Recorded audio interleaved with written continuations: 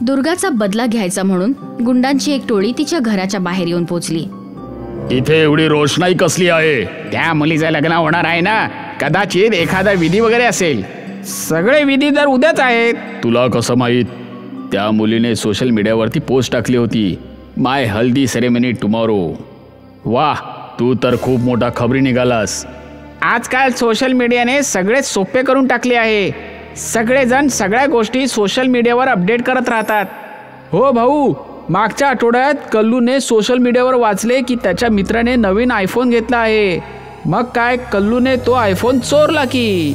अरे वा वा वा, सोशल मीडिया आपल्यासारख्या गुंडांना दोस्तच आहे. अच्छा, तर कार्यक्रम उद्या आहे, म्हणजे उद्या इथे गर्दी असेल. तर मग आपण उद्या इथल्या गर्दीचा फायदा घेऊन या घरात घुसून त्या मुलीलाच किडनॅप करूया. पण आपण तर त्या मुलीला मारायला आलो होतो ना.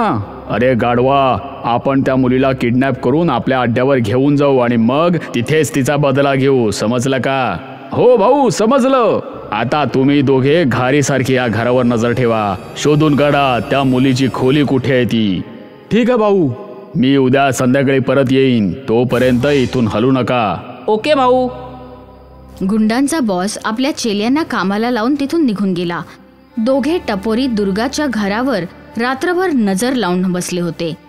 रात्र सरून दिवस उजाडला आणि जसं प्रत्येक कार्यक्रमात होतं तशीच दुर्गाच्या घरी लोकांची प्रचंड गर्दी झाली.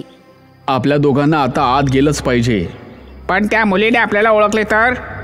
आपण आपला चेहरा लपवून जाऊया. गुंडांनी आपापली मंकी कॅप काढून ती परिधान केली.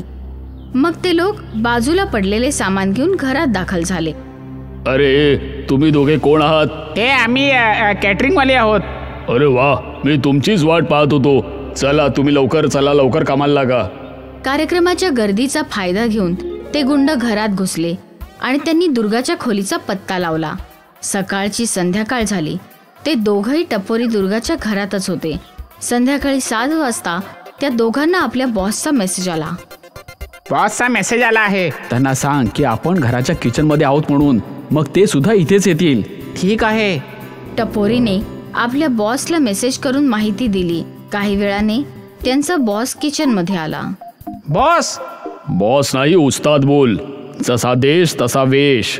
तुम्ही दोघे केटरिंगवाले आहात आणि मी तुमचा उस्ताद. ठीक आहे उस्ताद. त्या मुलीची खोली वरच्या बाजूला आहे, ती जास्त खाली येत नाही. चांगलं आहे, आपण तिला तिथूनच किडनॅप करू. इकडे दुर्गा आपल्या खोलीत तयार होऊन बसली होती. नवीनच्या घरच्यांना यायला अजून वेळ होता म्हणून ती खिडकीतून डोकावून पाहत होती. तेवढ्यात तिचं लक्ष 3 अजब लोकांवर गेलं. त्यांनी आपले चेहरे झाकून घेतले होते. या तिघांनी आपले चेहरे झाकून का घेतलेत? आणि ते दोघं तर त्या टपोरी मुलांसारखे वाटत आहेत. कदाचित हे तेच आहेत. पण हे लोक इथे काय करतायत? यांचा नक्कीच काहीतरी डाव आहे. बस तेवढ्यातच नवीन आणि त्याचा परिवार तिथे येऊन पोहोचले. दुर्गाची आई दुर्गाला खाली घेऊन गेली. तिथे हळदीचा कार्यक्रम सुरू झाला. सगळ्यांनी दुर्गा आणि नवीनला हळद लावली. सगळे खुश होते. इतक्यातच गुंडांची टोळी दुर्गाच्या खोलीत घुसली आणि ती तिथे येण्याची वाट पाहू लागली. हळदीचा कार्यक्रम पार पाडून दुर्गा आपल्या खोलीत जाऊन पोहोचली. तिला समजून चुकलं होतं की काहीतरी गडबड आहे, पण तिने काही हालचाल केली नाही. गुंडांनी तिच्या नाकावर क्लोरोफॉर्मचा रुमाल दाबला आणि तिला किडनॅप केलं. मग गुंड दुर्गाला आपल्या अड्ड्यावर घेऊन आले.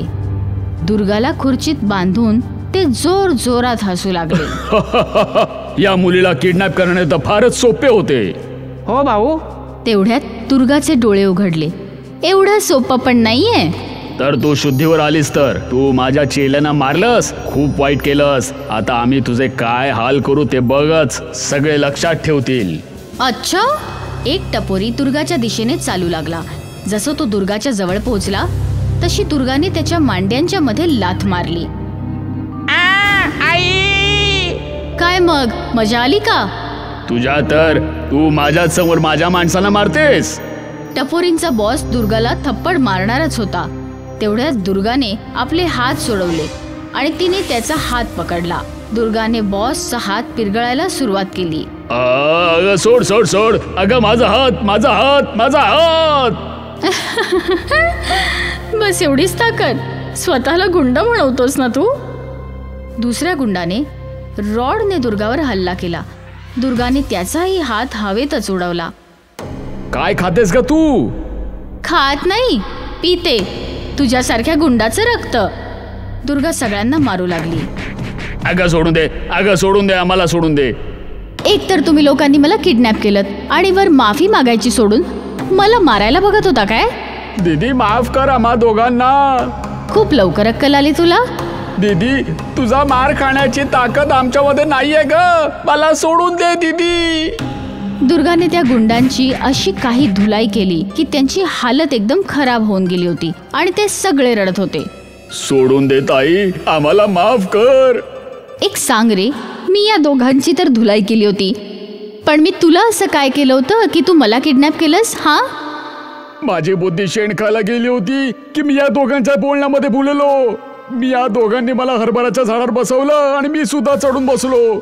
मला आता धडा मिळाला. मला माफ कर ग ताई, मला माफ कर. हो, आम्हाला सुद्धा चांगलाच धडा मिळाला आहे. आजपासून आम्ही कुठल्याही मुलीशी छेड नाही काढणार. God promise. पण दीदी तुझं नाव काय आहे? देवी, वाईटाचा शेवट करणारी देवी. गुंडांना धडा शिकवून दुर्गा आपल्या घरी परत आली. कलियुगातील दुर्गा देवीने गुंडांची हालत खराब केली होतीच. आता पुढे काय होणार? का गुंड परत तिचा बदला घेणार की दुर्गा काही नवीन संकट ओढवून घेणार? हे जाणून घेण्यासाठी पाहतच रहा आमचा पुढचा एपिसोड कलियुगातली देवी.